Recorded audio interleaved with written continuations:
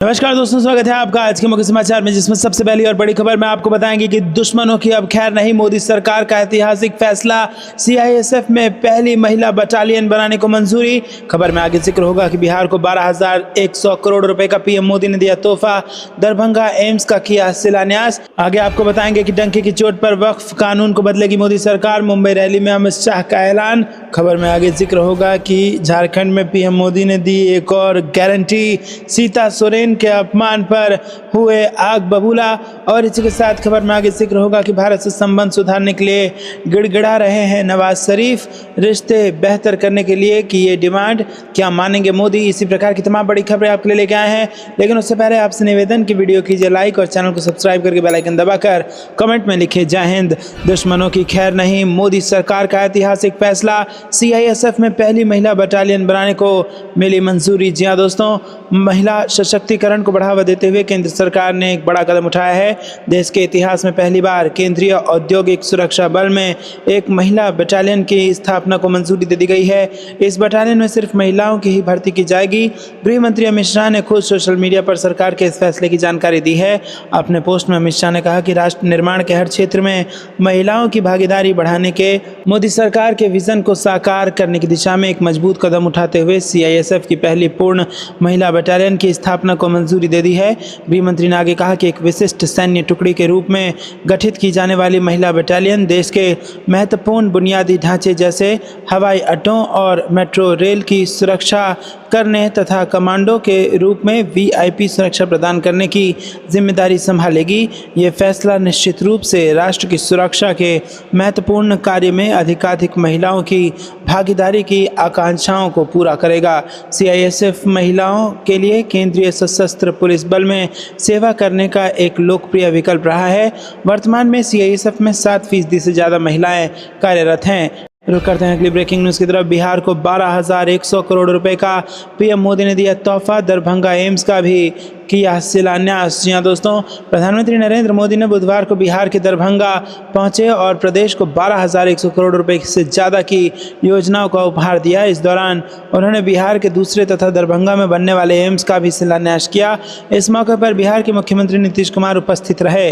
प्रधानमंत्री मोदी बुधवार को दरभंगा पहुंचे और 12,100 करोड़ रुपए की लागत वाली कई विकास परियोजनाओं का रिमोट के जरिए उद्घाटन, शिलान्यास और राष्ट्र को समर्पित किया। दरभंगा एम्स को पूरा करने के लिए 36 महीने का लक्ष्य रखा गया है।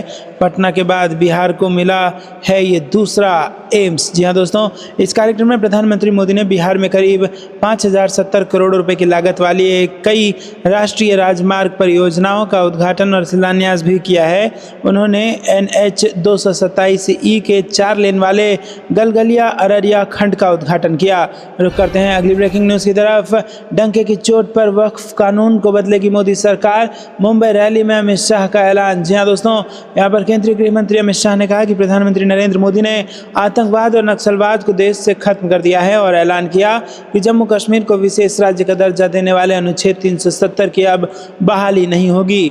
आगामी 20 नवंबर को होने वाले महाराष्ट्र विधानसभा चुनाव के संबंध में मंगलवार को मुंबई के घाटकोपर इलाके में आयोजित एक रैली को संबोधित करते हुए शाह ने इस बात पर भी जोर दिया कि उनकी पार्टी के लिए जम्मू कश्मीर राजनीतिक सत्ता का नहीं बल्कि दिल से जुड़ा मुद्दा है। जम्मू कश्मीर की सत्ता पर काबिज नेशनल कॉन्फ्रेंस के सहयोगी कांग्रेस के नेता और लोकसभा में नेता प्रतिपक्ष राहुल गांधी का जिक्र करते हुए गृह मंत्री ने कहा कि भाजपा के नेतृत्व वाली केंद्र सरकार ने वर्ष 2019 में अनुच्छेद 370 को निरस्त कर दिया था और मैं राहुल गांधी को ये बताना चाहता हूँ कि अगर आपकी चौथी पीढ़ी भी आ जाए तो भी ये जम्मू कश्मीर में कभी बहाल नहीं होगा। 370 के खात्मे के बाद से वहां पर किसी की भी हिम्मत नहीं हुई कि सरकार पर पत्थर फेंके। बता दें कि बीते सप्ताह जम्मू कश्मीर की नवनियुक्त सरकार ने विधानसभा में राज्य को पूर्व की तरह विशेष दर्जा दिए जाने का प्रस्ताव पारित किया था। अमित शाह ने जम्मू कश्मीर से अनुच्छेद 370 हटाए जाने, अयोध्या में भव्य राम मंदिर के निर्माण जैसे सरकार के बड़े फैसले का विरोध करने को लेकर महाविकास अघाड़ी के नेताओं की जमकर आलोचना की। इतना ही नहीं, शाह ने कहा कि लगता है कि उनका पूरा समर्थन मौलवियों को 15,000 रुपये मासिक देने जैसे वित्तीय सहायता वाले प्रस्तावों तक ही सीमित है। रुक करते हैं अगली ब्रेकिंग न्यूज़ की तरफ। झारखंड में पीएम मोदी ने दी एक और गारंटी, सीता सोरेन के अपमान पर हुए आग बबूला। जी हाँ दोस्तों, यहाँ पर देवघर में सारठ के रंगा सिरसा मैदान में प्रधानमंत्री नरेंद्र मोदी ने देवघर, दुमका, जामताड़ा के भाजपा प्रत्याशियों को जिताने की अपील की। जनसभा को संबोधित करते हुए प्रधानमंत्री मोदी ने विदेशी घुसपैठ, कांग्रेस के आरक्षण की खतरनाक साजिश और बहन सीता के अपमान पर आवाम को गोलबंद किया। मोदी ये कहने में कामयाब हुए कि एक हैं तो सेफ हैं। मोदी वर्तमान सरकार के भ्रष्टाचार पर खूब गरजे, कहा कि विश्वास दिलाता हूं बीजेपी एनडीए सरकार संताल झारखंड की रोटी, बेटी और माटी की सुरक्षा के साथ कोई खिलवाड़ नहीं होने देगी। पीएम मोदी ने कहा कि इतनी बड़ी तादाद में माताएं बहनें आशीर्वाद देने आई हैं, जिससे सारे रिकॉर्ड टूट गए हैं। देवघर आने का सौभाग्य पहले भी मिला है, लेकिन सारठ पहली बार आया हूं। चुनाव का नतीजा यहाँ दिख रहा है। रुक करते हैं अगली ब्रेकिंग न्यूज़ की तरफ। भारत से संबंध सुधारने के लिए गिड़गिड़ा रहे नवाज शरीफ रिश्ते बेहतर करने के लिए कर दी है ये डिमांड, क्या मानेंगे मोदी? जी हाँ दोस्तों, पाकिस्तान के पूर्व प्रधानमंत्री नवाज शरीफ ने एक बार फिर भारत से रिश्ते सुधारने की अपील की है। नवाज शरीफ ने भारत से आग्रह किया है कि वो अपनी क्रिकेट टीम पाकिस्तान भेजें। एक्सप्रेस न्यूज़ की रिपोर्ट में मंगलवार को कहा गया कि शरीफ ने कहा है कि अगर तनाव जारी रहता है तो इस तरह की पहल द्विपक्षीय संबंधों को बेहतर बनाने में मदद दे सकती है। नवाज शरीफ लंदन में बोल रहे थे। उनके साथ उनकी बेटी और पंजाब के मुख्यमंत्री मरियम नवाज भी थीं। दरअसल आईसीसी चैंपियंस ट्रॉफी 2025 की मेजबानी पाकिस्तान के पास है। भारत ने सुरक्षा कारणों से अपनी टीम को पाकिस्तान न भेजने का फैसला लिया है। नवाज शरीफ ने भारत के इस फैसले जिक्र करते हुए कहा कि भारत को मैचों के लिए पाकिस्तान का दौरा करना चाहिए। उन्होंने कहा कि अगर रिश्ते तनावपूर्ण हैं तो उन्हें सुधारने की ज़रूरत है। लोग भारतीय क्रिकेट टीम को पाकिस्तान में खेलते हुए देखना चाहते हैं। रुक करते हैं अगली ब्रेकिंग न्यूज़ की तरफ। ज़मीन से लेकर आकाश तक होगा भारतीय सेना का दबदबा, प्रोजेक्ट आकाश तीर दुश्मन हर हरकत पर रखेगा नज़र। जी हाँ दोस्तों, आपको बता दें कि भारतीय सेना का दबदबा ज़मीन से लेकर आसमान तक पुख्ता करने के लिए एक के बाद एक तेज़ी से कार्रवाई की जा रही है। इस कड़ी में मंगलवार को 3 ऐसी जानकारियां सामने आई हैं जो बताती हैं कि सेना की मजबूती और सतर्कता ऐसी होने जा रही है जिससे परिंदा भी पर ना मार सके। इनमें प्रोजेक्ट आकाश तीर को शामिल करने के साथ निगरानी हेलीकॉप्टर और हर भूभाग पर चलने वाले वाहन को खरीदने की प्रक्रिया शुरू करना शामिल है। आधिकारिक सूत्रों ने बताया कि भारतीय सेना प्रोजेक्ट आकाश तीर के जरिए स्वयं को वायु रक्षा तकनीक में सबसे आगे रख रही है, जिससे भारत के ऊपर एक सुरक्षित और सतर्क हवाई क्षेत्र की मौजूदगी सुनिश्चित की जा रही है। इस प्रोजेक्ट में वायु रक्षा नियंत्रण और रिपोर्टिंग प्रक्रियाओं का डिजिटलीकरण कर इसे स्वचालित करने के लिए एक अत्याधुनिक पहल को डिज़ाइन किया गया है। सूत्रों के अनुसार प्रोजेक्ट आकाश तीर को चरणबद्ध ढंग से शामिल करने की प्रक्रिया पहले से ही चल रही है। कुल 455 ऐसी प्रणालियों की ज़रूरत थी, जिनमें से 107 दी जा चुकी है। बाकी 105 को मार्च 2025 तक दिए जाने की संभावना है। रुक करते हैं अगली ब्रेकिंग न्यूज़ की तरफ। नागरिकों पर हमले से पाकिस्तान पर भड़का चीन, अपने सैनिक उतारने की तैयारी, अब भरोसा नहीं रहा। जी हाँ दोस्तों, पाकिस्तान में चीनी इंजीनियरों एवं अन्य कर्मचारियों पर बीते कुछ सालों में आतंकी हमले हुए हैं। चीन की ओर से ऐतराज़ जताने और पाकिस्तान के पेंच कसे जाने के बाद भी इन घटनाओं में कमी नहीं आई है। हाल ही में कराची में भी कार में बम धमाका हुआ और इसमें भी चीनी नागरिकों को ही निशाना बनाया गया। इन घटनाओं से आज चीन का पाकिस्तान पर भरोसा कम होता दिख रहा है। चीन ने पाकिस्तान की सरकार को प्रस्ताव दिया है कि वो अपने नागरिकों को सुरक्षा के लिए भी स्टाफ भेजेगा। इसके तहत चीनी सैनिक स्टाफ की सुरक्षा के लिए तैनात रहेंगे। पाकिस्तान के सुरक्षाकर्मी भी बाहरी घेरे में रहेंगे। हज़ारों चीनी नागरिक पाकिस्तान में काम करते हैं और उनकी सुरक्षा एक चिंता का विषय है। बलूचिस्तान में सक्रिय अलगाववादी संगठन बलोच लिबरेशन आर्मी ने चीनी परियोजनाओं का भी विरोध किया है। वो मानता है कि पाकिस्तान और चीन मिलकर उनके स्थानीय संसाधनों पर कब्जा जमा रहे हैं।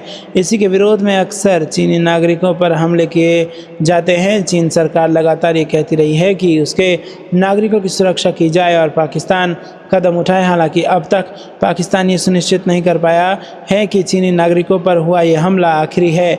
लगातार ऐसी घटनाएं हो रही हैं, ऐसे में चीन ने अपनी ही सेना भेजने का फैसला लिया है। रुख करते हैं अगली ब्रेकिंग न्यूज़ की तरफ। गो दीदी योजना शुरू करने की गारंटी, पीएम मोदी बोले सरकार बनते ही हर महीने हज़ारों रुपये बहनों के खाते में आना शुरू। जी हाँ दोस्तों, प्रधानमंत्री नरेंद्र मोदी ने बुधवार को झारखंड में रैली को संबोधित किया और एनडीए गठबंधन पर हमला किया। पीएम ने कहा कि भाजपा एनडीए ने झारखंड को देश के विकास से जुड़ी बड़ी योजनाओं का केंद्र बनाया है। झारखंड भाजपा ने यहाँ गो दीदी योजना शुरू करने की गारंटी दी है। यहाँ भाजपा एनडीए सरकार बनते ही हर महीने हज़ारों रुपए बहनों के खाते में आना शुरू हो जाएगा।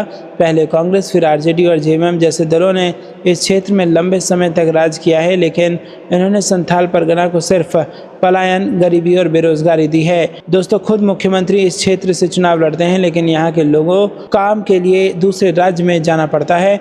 भाजपा सरकार की पहचान है कि हम आपके लिए जीते हैं, हम आपके बच्चों के उज्जवल भविष्य के लिए दिन रात काम करते हैं और जो कहते हैं वो करने के लिए कोई कोर कसर बाकी नहीं छोड़ते।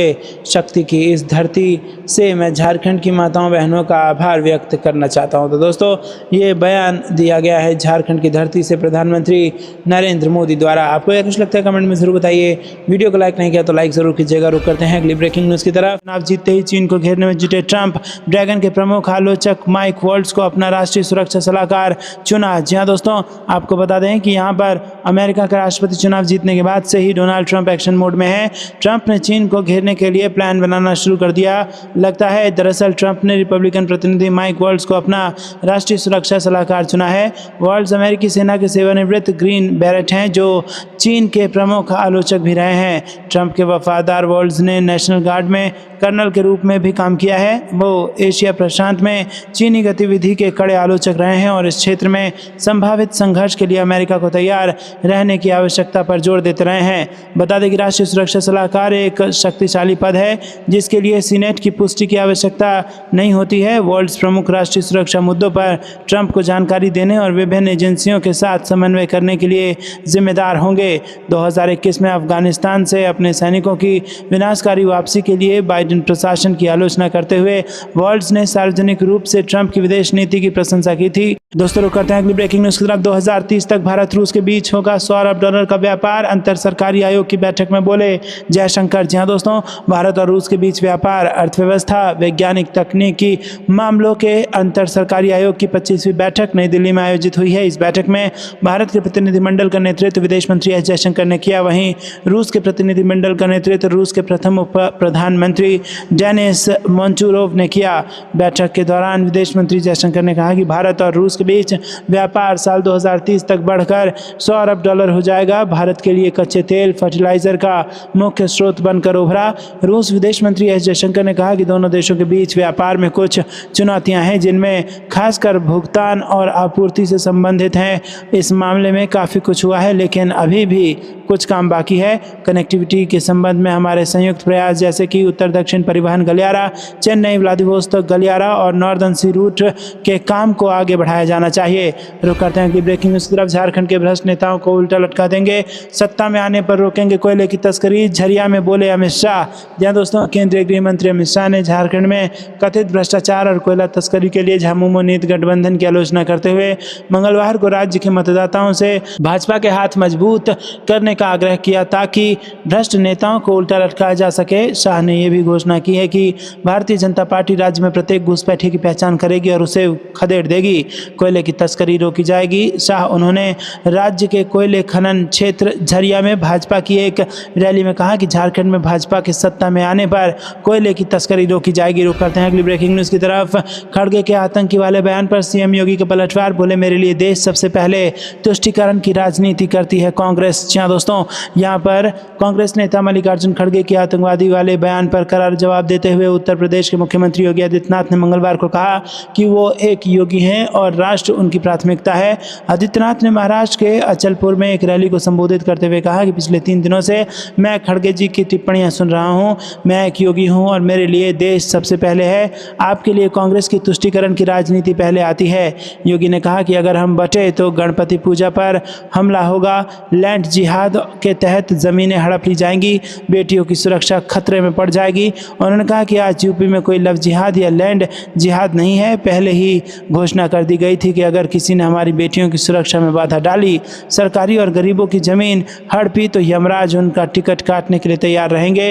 उन्होंने कहा कि यूपी में माफिया थे और पिछली सरकार उनकी सुरक्षा करती थी, लेकिन अब ये सभी जहन्नुम की राह पर है। सोमवार को आदित्यनाथ पर बिना किसी रोक टोक अशोक के हमले करते हुए खड़गे ने कहा कि एक सच्चा योगी कभी भी बटेंगे तो कटेंगे जैसी टिप्पणियां नहीं करेगा और इस भाषा का इस्तेमाल आतंकवादी करते हैं। हाल की राजनीतिक रैलियों के दौरान खड़गे की शुरुआती टिप्पणियों ने भी राजनीतिक तूफान खड़ा कर दिया था, जब उन्होंने बिना नाम लिए योगी आदित्यनाथ को टैग करते हुए कहा था, कई नेता साधुओं के भेष में रहते हैं और सब राजनेता बन गए, कुछ तो मुख्यमंत्री भी बन गए। वो गेरुआ कपड़े पहनते हैं और उनके सिर पर बाल नहीं है। मैं भाजपा से कहूँगा या तो सफ़ेद कपड़े पहने, यदि आप सन्यासी हैं तो गेरुआ कपड़े पहने, लेकिन फिर राजनीति से बाहर हो जाएं। रुक करते हैं अगली ब्रेकिंग न्यूज़ की तरफ। कांग्रेस, जेएमएम और आरजेडी परिवारवाद के सूचक बगोदर में गरजे जेपी नड्डा। कहा, एनडीए के अलावा कोई और झारखंड की भलाई नहीं सोचता। जी हाँ दोस्तों, बीजेपी के राष्ट्रीय अध्यक्ष जेपी नड्डा बगोदर के एक चुनावी सभा को संबोधित करने पहुंचे। इस दौरान जेपी नड्डा ने कांग्रेस, जेएमएम और आरजेडी पर जमकर निशाना साधा। जेपी नड्डा ने जनसभा को संबोधित करते हुए कहा, जहां झारखंड मुक्ति मोर्चा है, कांग्रेस पार्टी है, आरजेडी है, वहां भ्रष्टाचार है, भाई भतीजावाद है, परिवारवाद है। ये परिवारवाद के सूचक हैं। ये वो लोग हैं जो भ्रष्टाचार करते हैं। ये वो लोग हैं जो आपका हक छीनते हैं। आपकी आवाज़ दूर दूर पहुंचनी चाहिए। साथ ही जेपी नड्डा ने कहा कि एनडीए को छोड़ कोई और झारखंड की भलाई नहीं सोचता। रुक करते हैं ब्रेकिंग न्यूज़ की तरफ। भारत को दुनिया का ड्रोन हब बनाने का लक्ष्य, दिल्ली डिफेंस डायलॉग में बोले राजनाथ सिंह। जी हाँ दोस्तों, केंद्रीय रक्षा मंत्री राजनाथ सिंह ने दिल्ली डिफेंस डायलॉग को संबोधित किया। इस कार्यक्रम में उन्होंने बताया कि भारत दुनिया का ड्रोन हब बनने का लक्ष्य लेकर चल रहा है। यह न केवल भारतीय अर्थव्यवस्था को मदद करेगा बल्कि मेक इन इंडिया और आत्मनिर्भर भारत कार्यक्रम में भी महत्वपूर्ण योगदान देगा। उन्होंने बताया कि सरकार ने भारत को दुनिया का ड्रोन हब बनाने के लिए कई पहल की है। कार्यक्रम को संबोधित करते हुए रक्षा मंत्री राजनाथ सिंह ने कहा कि हम पहले ही अनुसंधान और विकास कार्यक्रम को भरोसेमंद सर्टिफिकेशन प्रणाली से बेहतर करने की कोशिश कर रहे हैं। हमने IDEX और ADITI योजनाओं के माध्यम से नवाचार के लिए पुरस्कार भी शुरू किए हैं। ड्रोन और स्वाम टेक्नोलॉजी युद्ध के तरीकों में मौलिक परिवर्तन ला रही है। इस विकास ने द्वितीय विश्व युद्ध के बाद से युद्ध की समझ को पूरी तरह से बदल दिया है। रुक करते हैं अगली ब्रेकिंग न्यूज़ की तरफ। मेक इन इंडिया का जलवा, सेना के प्रचंड हेलीकॉप्टर ने ऊंचाई वाले इलाके में सफलतापूर्वक की फायरिंग। जी हाँ दोस्तों, भारतीय सेना ने एक ऐतिहासिक उपलब्धि हासिल करते हुए प्रचंड हेलीकॉप्टर की हाई एल्टीट्यूड क्षेत्र में फायरिंग का सफल परीक्षण किया। ये सरकार के मेक इन इंडिया और आत्मनिर्भर भारत अभियान के लिए भी बड़ी उपलब्धि है, क्योंकि प्रचंड हेलीकॉप्टर का निर्माण भारत में ही किया गया है। भारतीय सेना ने सोशल मीडिया पर इसका वीडियो भी साझा किया और बताया कि इससे भारतीय सेना की युद्ध की तैयारियां भी मजबूत होंगी। प्रचंड एक हल्का लड़ाकू हेलीकॉप्टर है जो 5000 मीटर की ऊंचाई पर हथियारों और ईंधन के काफ़ी भार के साथ भी उड़ान भरने और लैंड करने में सक्षम है। यह हेलीकॉप्टर रेडार से बचाव के लिए डिज़ाइन किया गया है और यह helicopter counter measure dispensing system से लैस है जो इसे दुश्मन के रेडार से बचाता है। हिंदुस्तान एरोनॉटिक्स लिमिटेड ने प्रचंड हेलीकॉप्टर का निर्माण किया है। इस हेलीकॉप्टर में फ्रांस के इंजन लगे हैं। कारगिल युद्ध के समय महसूस की गई थी इसकी ज़रूरत। जी हाँ दोस्तों, साल 1999 में कारगिल युद्ध के दौरान पहली बार ऐसे स्वदेशी हल्के लड़ाकू हेलीकॉप्टर की ज़रूरत महसूस की गई थी जो भारतीय सीमा से सटीक हमले कर सके। प्रचंड हेलीकॉप्टर रेगिस्तान की भीषण गर्मी के साथ ही बेहद ठंडे ऊंचे पहाड़ी इलाकों में भी काम कर सकता है। सरकार ने अक्टूबर 2006 में LCH प्रचंड परियोजना को मंजूरी दी थी। रुक करते हैं अगली ब्रेकिंग न्यूज़ की तरफ। अघाड़ी यानी भ्रष्टाचार के सबसे बड़ी खिलाड़ी चिमूर की रैली में विपक्षी गठबंधन पर बरसे PM मोदी। जी दोस्तों, प्रधानमंत्री नरेंद्र मोदी ने मंगलवार को महाराष्ट्र के चंद्रपुर जिले के चिमूर में एक जनसभा को संबोधित किया और इस जनसभा में PM मोदी ने अपने संबोधन में विपक्षी महाविकास अघाड़ी गठबंधन पर जमकर हमला बोला और कहा कि महाराष्ट्र में महायुति की सरकार और केंद्र में भाजपा के नेतृत्व वाली NDA सरकार का मतलब विकास की दोगुनी रफ्तार है। प्रधानमंत्री ने कहा कि बीते 2.5 वर्षों में अपने विकास की दोगुनी रफ्तार आपने देखी है। महाराष्ट्र अधिकतम विदेशी निवेश वाला राज्य है। यहाँ नए हवाई अड्डे और एक्सप्रेसवे हैं। 1 दर्जन वंदे भारत ट्रेन चल रही है और 100 से अधिक रेलवे स्टेशनों का कायाकल्प किया जा रहा है।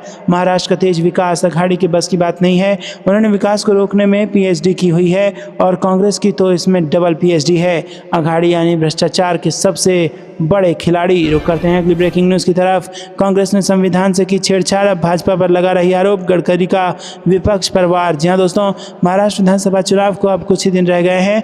भाजपा के लिए प्रचार करते हुए केंद्रीय मंत्री नितिन गडकरी ने कांग्रेस पर जमकर निशाना साधा। उन्होंने आरोप लगाया कि कांग्रेस ने अपने स्वार्थ के लिए संविधान से छेड़छाड़ की है। सोमवार को भाजपा उम्मीदवार चरण सिंह ठाकुर के लिए प्रचार करते हुए गडकरी ने एक रैली को संबोधित किया और उन्होंने इस रैली में कहा कि भाजपा ने कभी भी BR अम्बेडकर के संविधान को बदलने की कोशिश नहीं की और न ही किसी को ऐसा करने की अनुमति दी है। कांग्रेस बार बार ये दावा करती है कि भाजपा संविधान को बदल देगी। इस पर पलटवार करते हुए केंद्रीय मंत्री नितिन गडकरी ने कहा कि हमने ना तो बाबा साहेब अम्बेडकर के संविधान को बदलने की कोशिश की और ना ही किसी को ऐसा करने की अनुमति दी। उन्होंने अपनी बात के समर्थन में ऐतिहासिक केशवानंद भारती मामले में सुप्रीम कोर्ट के फैसले का भी हवाला दिया। तो दोस्तों, आपको क्या कुछ लगता है कमेंट में जरूर बताइए। वीडियो को लाइक नहीं किया तो लाइक जरूर कीजिएगा। रुक करते हैं अगली ब्रेकिंग न्यूज़ की तरफ। भारत पाकिस्तान में फिर शुरू होगा व्यापार, जयशंकर के इस्लामाबाद दौरे ने बढ़ाई उम्मीद, कई अहम सवाल भी। जी हाँ दोस्तों, यहाँ पर भारत और पाकिस्तान के बीच हालिया समय में रिश्ते में बेहतरी की एक उम्मीद देखी जा रही है। खासतौर से भारतीय विदेश मंत्री एस जयशंकर की संघाई सहयोग संगठन बैठक के लिए 15-16 अक्टूबर को इस्लामाबाद का दौरा करने को एक संभावना की तरह देखा गया है।